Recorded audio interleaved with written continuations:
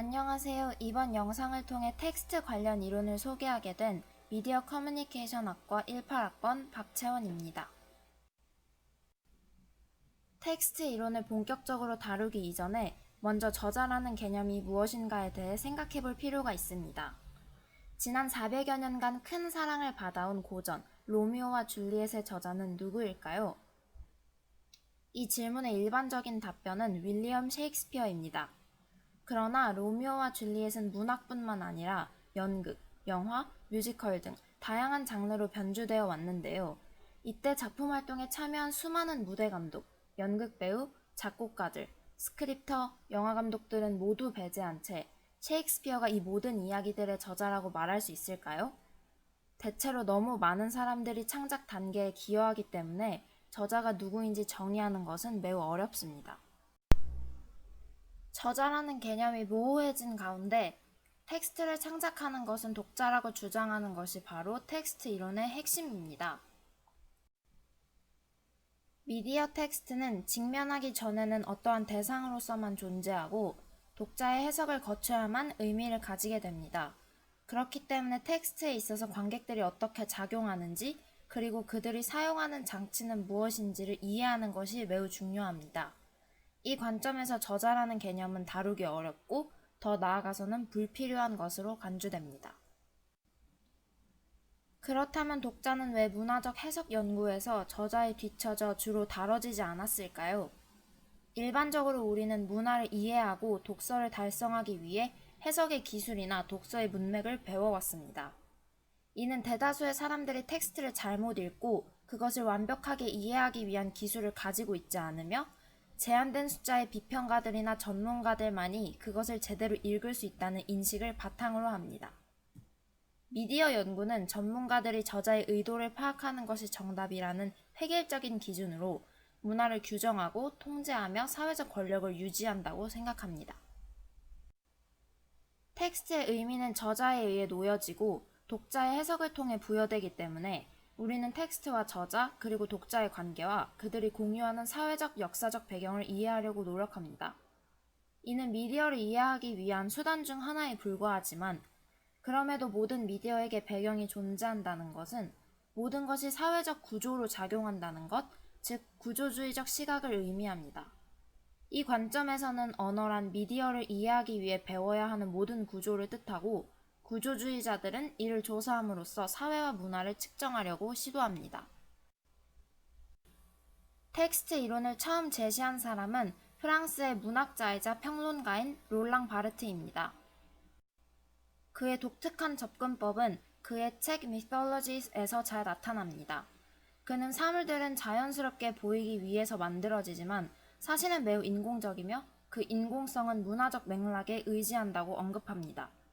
그가 주장한 문화적 맥락은 구조와도 일맥상통하는 개념으로 그는 종종 구조주의자, 더 구체적으로는 후기 구조주의자로 분류됩니다.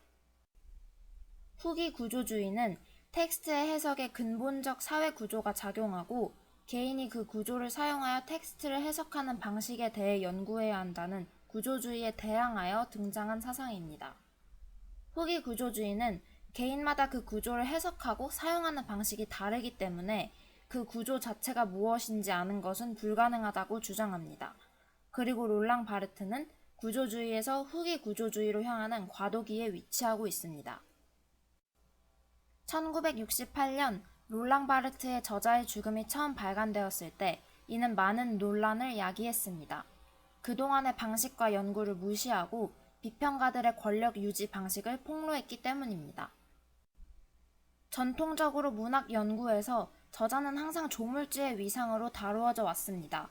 뮤즈들에게서 영감을 받아 무로부터 작품을 창작해내는 주체로서 자신의 작품을 소유하는 권리를 온전히 누렸습니다. 작품에 대해 저자 자신보다 더 잘 아는 존재는 있을 수 없으며 그렇기 때문에 작품의 읽기, 해석, 비평에서 최후의 권리를 행사하고 독자와 비평가는 작품에서 저자의 의도를 확인하는 것을 최종 목표로 삼습니다.